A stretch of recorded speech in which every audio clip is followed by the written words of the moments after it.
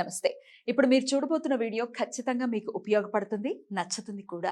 మరి మీకు నచ్చిన విషయం నాకు తెలియాలి అంటే ఈ వీడియోని మీరు లైక్ చేయాలి, షేర్ చేయాలి, అలాగే మన ఛానల్ని సబ్స్క్రైబ్ చేయాలి. మీ సపోర్ట్ని నాకు అందిస్తారు కదా. ఓకే, ఇప్పుడు వీడియోని స్టార్ట్ చేద్దాం. సూర్యోస్మి, నేను మీ విక్రమాదిత్య. ఆరోగ్యమే మహాభాగ్యం, ఆరోగ్యం భాస్కరాధీనం. ఆదివారం మద్యం మాంసం మైదనం వద్దు, ఆరోగ్యం ఐశ్వర్యం వద్దు. మీరు ఆచరించండి, 10 మందిని ఆచరింపచేయండి. ఆచరించండి, ఆరోగ్యవంతులుగా ఉండండి. ఆచరించండి, ఐశ్వర్యవంతులు కండి. ఆచరించండి, ఆనందంగా జీవించండి. సూర్యోస్మి. నమస్తే, వెల్కమ్ టు అవర్ ఛానల్. నేను కుప్పా పద్మిని. ప్రస్తుతంతో పాటు ప్రముఖ ఆధ్యాత్మికవేత్త, సూర్యోపాసకులు, Sun Spiritual Society founder Vikramaditya గారు ఉన్నారు. మాట్లాడదాం. సార్ నమస్తే. సార్ సూర్యోస్మి తల్లి. సార్ ఏంటి సార్ 30 ఏళ్ల తర్వాత మళ్ళీ 30 ఏళ్ల తర్వాత మళ్ళీ ఏమిటి రాశి ఫలాలు చెప్తున్నారా? దీని గురించి చెప్పండి సార్. సాధారణంగా నేను జాతకాల గురించి రీసెర్చ్ చేస్తూ ఉంటాను, చూస్తూ ఉంటాను. నువ్వు మన కుటుంబ సభ్యుల కోసం ఏదైనా విషయం ఉంటే దాన్ని రేకెత్తించి నాతో విషయ పరిజ్ఞానాన్ని చేయించి జనాలకు చెప్పిస్తూ ఉంటాం. మళ్ళీ ఎంత అమాయకంగా ఏంటి సార్ మళ్ళీ మీరు చెప్పాలి. తెలిసిందే, అంటే మన వాళ్ళందరూ చెప్పిందే, ఏదో కొంచెం కొత్తగా ఉంటుంది. నాకున్నటువంటి విషయ పరిజ్ఞానం, విశ్లేషణ నేను కొన్ని చూసే, అంటే ఇప్పుడు ఇక్కడ జరిగేది మనం కుంభరాశిలో రవి శనులు కలుస్తున్నారు కలయిక. అంటే ఇక్కడ కుంభం గురించి ఎందుకు మాట్లాడుతున్నాం అంటే ఇది ఒక సైంటిఫిక్ రాశి. ఇప్పుడు జరిగే యుగం కూడా కుంభయుగం నడుస్తుంది. అంటే రాహు యొక్క ఆధిపత్యం నడుస్తుంది. ఇక్కడ ఒక ఈవెంట్ జరగడానికి కారణం అవుతుంది. దాని గురించి మనం మాట్లాడాలి కాబట్టి నేనైతే నా విశ్లేషణ కొంచెం సైంటిఫిక్ గా ఉంటుంది కాబట్టి డెఫినెట్లీ అందున సూర్యుడు గురించి అడిగినప్పుడు మరి మిమ్మల్ని ప్రత్యేకించి నేను అడుగుతూ ఉంటాను కదా. మీరు సూర్యోపాసనలో ఉన్నారు. రవి శనుల కలయిక మీరు బోర్డు మీద రాసినట్టుగానే 30 ఏళ్ల తర్వాత మళ్ళీ అన్నారు కాబట్టి దాని గురించి ఒక్కసారి క్లారిటీ. ఇది అంటే కుంభరాశిలో జరుగుతున్నటువంటి గ్రహ సమ్మేళనం. ఇక్కడ మనకు ప్రస్తుతానికి కనిపించేవి 2 రాశులే, రవి శని కలయిక. వీళ్ళిద్దరూ అంటే తత్వాలు. ఒకళ్ళు మెటీరియల్ వరల్డ్ అయితే ఒకళ్ళు ఆత్మకారకత్వం. ఈ రెండిట్ల కలయిక అంటే మనసుకి శరీరానికి మధ్యలో జరిగేటువంటి ఒక యుద్ధం. ఒకటి కోల్డ్ ప్లానెట్, ఒకటి టూ హాట్, విపరీతమైనటువంటి వేడి. అంటే దీనివల్ల పెద్దగా మనకు వచ్చేటువంటి ఇబ్బందులు పెద్దగా ఏమి కనపడవు, కానీ ఈ కలయిక వల్ల అంత మంచిగా జరుగుతుంది. ఇది ఇక్కడ శతభిష నక్షత్రంలో జరుగుతుంది. శతభిష నక్షత్రం అంటేనే అంటే అశ్వాలు. శతభిష నక్షత్రానికి మనం జంతువు తీసుకుంటే గుర్రం వస్తుంది.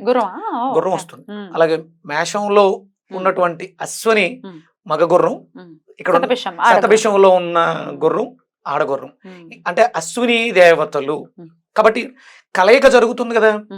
రవికి అశ్విని కుమారులు ఏమవుతారు? పిల్లలు, ఆయన పిల్లలు. శనికి ఏమవుతారు? సోదరులు. అంటే ఇక్కడ ఒక అద్భుతమైనటువంటి హీలింగ్ ప్రాపర్టీ ఏదో జనరేట్ అవుతుంది. ఎందుకు అంటే శతభిష నక్షత్రం మీదే ఈ కలయిక జరుగుతుంది. అంటే ఇదంతా ఒక ఎత్తు. ఇప్పుడు ప్రస్తుతం ఈ రెండే కనిపిస్తున్నాయి, కానీ మనకి బుధుడు కూడా యాడ్ అవుతాడు. బుధుడు కూడా ముగ్గురు కలిసి చాలా రేరుగా ఒకే డిగ్రీలో 15 డిగ్రీల దగ్గరగా ఒకేసారి దగ్గరకు రావడం వల్ల ఈ ట్రాన్సిట్ జరుగుతుంది.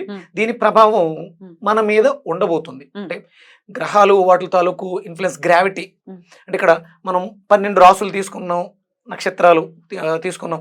ఈ నక్షత్రాల ప్రభావం మన శరీరంలో, అంటే వెజిటేబుల్ థెరపీతో మనం ఉన్నాం కాబట్టి బుధుడు దేనికి కారకుడు? బుద్ధి కారకుడు. మనకి కన్యా రాశి, మిథున రాశి. మిథునం మనం గోరుచిక్కులు చెప్తాం, ఇక్కడ నరాలకు సంబంధించిన వ్యవస్థ. ఇక్కడ కన్యా రాశి లివర్కి సంబంధించినటువంటి సమస్యలు. అలాగే పంచమం అంటే ఇక్కడ జరిగే యుద్ధం ఎవరికి? రవికి శనికి. అంటే పూర్తిగా తూర్పు పడమర పరిస్థితులు, ఎదురెదురుగా ఉండేటువంటి ఇబ్బందికరమైనటువంటి పరిస్థితులు. అంటే శాస్త్రం ఎందుకు బద్ధ శత్రువులుగా మనం పదాన్ని వాడుతున్నా దాని ప్రభావం ఎంతో కొంత ఉంటుంది. ఇప్పుడు చూడండి, మనకి రాములు వారు జన్మ తీసుకున్నప్పుడు ఆ 30 రోజులు ఆయన చూడడానికి వచ్చేస్తే రాత్రి పగలు ఏకమైపోయింది. అంటే ఇలాంటి పరిస్థితులు ఏవో జరగబోతాయి. ఇది 30 ఏళ్ల క్రితం జరిగింది. అంటే ప్రతి 30 ఏళ్లకు ఒకసారి మాత్రమే జరుగుతూ ఉంటుంది. అలా ఎలా? ఒక్కసారి దాని గురించి ఇంకొంచెం వివరంగా. 30 ఏళ్లకు ఒక్కసారి మాత్రమే రవిశనులు కలుస్తారనా ఎలాగా? ఇప్పుడు శనేశ్వర్ల వారు ప్రతి దాంట్లోనూ నడక 2.5 ఏళ్ళు ఉంటుంది. ఒకసారి తిరిగి రావడానికి ఎంత పడుతుంది? 30 ఏళ్ళు పడుతుంది. అలాగే ఈయన ప్రతి నెలలోనూ మారుతూనే ఉంటారు. కానీ కుంభరాశిలో ఈయనకు మళ్ళీ కలవడానికి 30 ఇయర్స్ పడుతుంది. అంటే ఒక 30 ఏళ్ల క్రితం జరిగింది, ఇప్పుడు మళ్ళీ జరుగుతుంది. పెద్ద రెవల్యూషన్ థింగ్ ఇది డెఫినెట్ గా. అంటే రేర్ కాంబినేషన్. అద్భుతం సార్. 30 ఏళ్ల తర్వాత మళ్ళీ మరి రవిశనులు కుంభరాశిలో. కుంభరాశి అంటేనే సహజ లాభస్థానం. ఇప్పుడు సైంటిఫిక్ గా, అంటే ఇప్పుడు అంతా నడిచేదంతా కంప్యూటర్ యుగం, సైన్స్ మీద నడుస్తుంది కాబట్టి ఈ రెవల్యూషన్ అంటే సాఫ్ట్వేర్ కంపెనీల మీద కావచ్చు, ఇప్పుడు ఐటీ రంగాలు కావచ్చు, లాభాల మీద కావచ్చు, అంటే మనం చేసే వ్యాపారాల్లో వచ్చే లాభాల మీద కావచ్చు. అలాగే ఇక్కడ జరుగుతున్నటువంటి గ్రహాలు శని, రవి, అలాగే రాబోతున్నటువంటి బుధుడు. వీటికి ప్రాతినిధ్యం ఏమొస్తాయి? రవి ప్రాతినిధ్యం పంచమ స్థానం.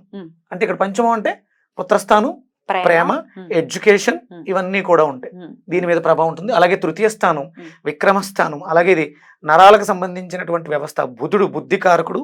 ఇక్కడ 6 కన్య రోగస్థానం.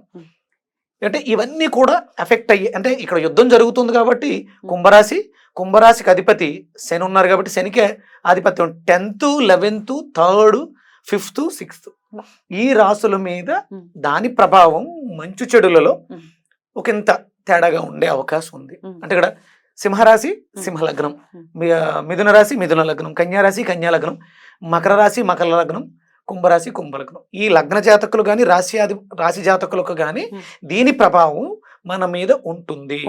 వాటి గురించి ఇంకో వివరంగా మనం ద్వాదశ రాశులకి కూడా చెప్పుకుందాం సార్. ఎందుకంటే డెఫినెట్ గా ఎక్స్ట్రా లుక్స్ ఉంటాయి ఈ గ్రహాలకి.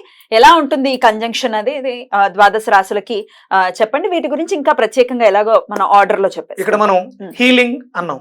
అంటే ఇక్కడ శతభిష నక్షత్రం మీద జరుగుతుంది కాబట్టి అక్కడ ఉన్నటువంటి ఆధిపత్యం అశ్వనీది కాబట్టి హీలింగ్ 100 గుర్రాల శక్తి.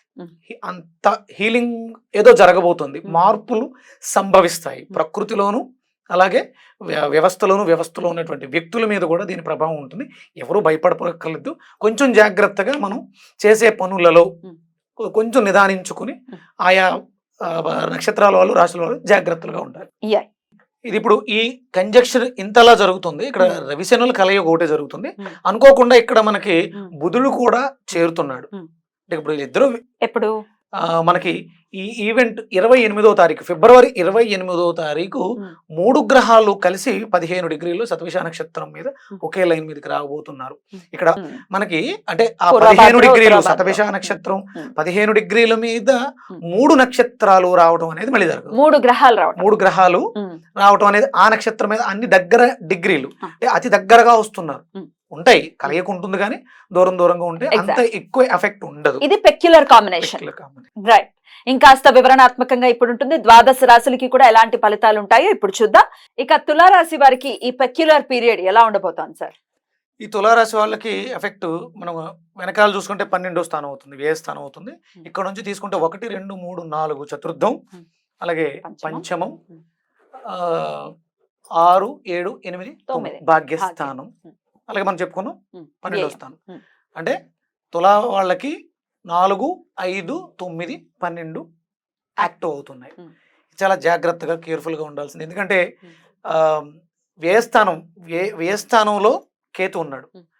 కేతువుని మనం మోక్షకారకుడిగా చూసుకుంటూ ఉంటాం కాబట్టి, అలాగే బుధుడు పాలిస్తున్నాడు కాబట్టి, ఆయన ఇబ్బంది పడుతున్నాడు కాబట్టి ఖర్చుల విషయంలో మనల్ని ఇబ్బంది పెట్టే పరిస్థితులు అధికంగా ఉంటాయి.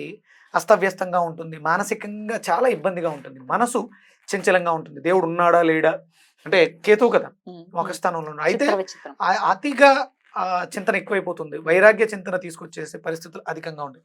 ఇక్కడ చతుర్థం కూడా ఇబ్బంది పెడుతుంది. అంటే తల్లి స్థానం శని ఎఫెక్ట్. అంటే తల్లి స్థానం, కంఫర్ట్స్, డొమెస్టిక్ లైఫ్ వీటిలో వచ్చే ఇబ్బందులు ఉంటాయి. పంచమం అలాగే ప్రేమ, వీటి మీద ఇబ్బంది వచ్చే అవకాశం, పిల్లలు, డొమెస్టిక్ లైఫ్ ఇవన్నీ కూడా ఎఫెక్ట్ అవుతాయి. సడన్ ఈవెంట్స్, అదృష్టం, 5th అంటే అదృష్టం కూడా, అదృష్టం ఆల్ ఆఫ్ సడన్ అంటే మనం ఏదైనా వస్తుంది అదృష్టంగా అనుకున్నవి మన చేతికి అందకపోవచ్చు, దాని ఎఫెక్ట్ అధికంగా ఉంటుంది. అలాగే 9th భాగ్యస్థానం పూర్వపుణ్యస్థానం కాబట్టి ఈ భాగ్యంలో ఏదైనా ఇబ్బందులు వచ్చే అవకాశం. అందుకని మనం చాలా కేర్ఫుల్గా తులారాశి వాళ్ళు, సహజ తులారాశి వాళ్ళు, దీనికి అధిపతి శుక్రుడు, ఆయన మనకి ఎక్కడున్నాడు, అక్కడే చతుర్థంలోనే ఉన్నాడు. అవును. లగ్నాధిపతి చతుర్థంలో ఉన్నాడు. అంటే ఈ చతుర్థంలో కంఫర్ట్స్ ఇప్పటి వరకు బాగుండి ఉండొచ్చు. సహజంగానే శుక్రుడికి శని మిత్రుడే కాబట్టి ఆ ఎఫెక్ట్ లేదు. ఇక్కడ ఉన్నవాళ్ళు కూడా మిత్రులే. ఒక బుధుడికి కుజుడికి పడదు కానీ శుక్రుడికి కంఫర్ట్ గానే ఉంది. కానీ అది ఇక్కడ బుధుడు ఉండడం వల్ల, ఈ బుధుడు ఈ మనకు వ్యయాధిపతి అవ్వడం వల్ల, అంటే మనం ఇక్కడికి వెళ్ళిపోతాడు కంజెషన్లో, దాని ఎఫెక్ట్ కొంత తగ్గిన ఇబ్బంది పడే అవకాశం, చతుర్థం ఇబ్బంది పడే అవకాశం ఉంది. కొంచెం కేర్ఫుల్ గా జాగ్రత్తగా ఉండడం చాలా మంచిది. రైట్. ఇక వెజిటబుల్ థెరపీలో భాగంగా ఎట్లా, ఏ వెజిటబుల్స్? ఇక మనం సహజంగా చెప్పుకునేది ఇక్కడ మనం బుధుడు గురించే మాట్లాడుతున్నాం కాబట్టి దొండకాయ, పొట్లకాయ, సారీ గోరుచిక్కుళ్ళు. ఇక్కడ మనం చతుర్థం నిమ్మకాయని తీసుకుంటున్నాం. ఈ కాంబినేషన్ అనేది అందరికీ సహజంగా, ఎందుకంటే శని బుధుల కాంబినేషన్ లో తీసుకున్నాం. దొండకాయలకి గోరుచిక్కుళ్ళకి బుధుడే కారకుడు కాబట్టి ఈ రెండు కామన్ గా, నిమ్మకాయ కామన్ గా వెళ్తుంది మనకు వచ్చే ఇబ్బందుల నుంచి తీసుకోవడానికి. సహజంగానే మనం మాఘమాసం అంతా కూడా బెండకాయను వాడమని చెప్తూ ఉన్నాం. బెండకాయను రెగ్యులర్ గా తీసుకుంటూ ఉంటారు. ఈ స్థానాల్లో ఇవి తీసుకోవడం వల్ల దాని ఎఫెక్ట్ మన మీద పెద్దగా ఉండదు, ఉంటుంది కానీ ఎంతో కొంత తగ్గుతుంది. ఒకవేళ చంచలంగా ఉన్న భయపడొద్దు, ఎలాంటి ఇబ్బందులు రావు. మార్చ్ 14th వరకు కొంత జాగ్రత్తగా ఉండడం. ఏ దైవారాధన చేయమంటారు? ఇక సహజంగా మనం విష్ణుమూర్తి గురించి మాట్లాడుకుంటాం. బుధుడికి సంబంధించి విష్ణు ఆరాధన, అలాగే రవికి సంబంధించి ఆదిత్య హృదయ పారాయణం, మణిపద్మాయన మహామంత్రం అని చెప్తున్నాం. అలాగే ఇక్కడ చతుర్థంలో శుక్రుడు ఉన్నాడు కాబట్టి లక్ష్మీదేవి ఆరాధన చేసుకోవడం కూడా, అంటే ఇక్కడ సహజంగానే తులారాశికి శుక్రుడు అధిపతి కాబట్టి లక్ష్మీదేవి ఆరాధన కూడా ఒక రకమైనటువంటి యోగాన్ని ఇస్తుంది. ఏమైనా డొమెస్టిక్ లైఫ్ లో, కంఫర్ట్స్ లో, వాహనాల్లో ఏదైనా ఉంటే శుక్రుడు వల్ల కూడా లక్ష్మీదేవి అనుగ్రహంతో బాగుంటుంది. రైట్ సార్, చాలా బ్యూటిఫుల్ గా ఎక్స్ప్లెయిన్ చేశారు. డెఫినెట్ గా చెప్పినటువంటి జాగ్రత్తలను వీళ్ళు పాటిస్తూ, దైవారాధన చేస్తూ, వెజిటబుల్ థెరపీని కూడా ఇంక్లూడ్ చేస్తూ ఈ పెక్యులర్ పీరియడ్ ని చాలా పీస్ఫుల్ గా వీళ్ళు దీన్ని అలా కానిచ్చేయాలి అని మనస్ఫూర్తిగా కోరుకుంటూ, ఇక నెక్స్ట్ ఎపిసోడ్ లో వృశ్చిక రాశి గురించి మాట్లాడుకుందాం. Thank you so much sir. నమస్తే. సూర్యోస్మిత.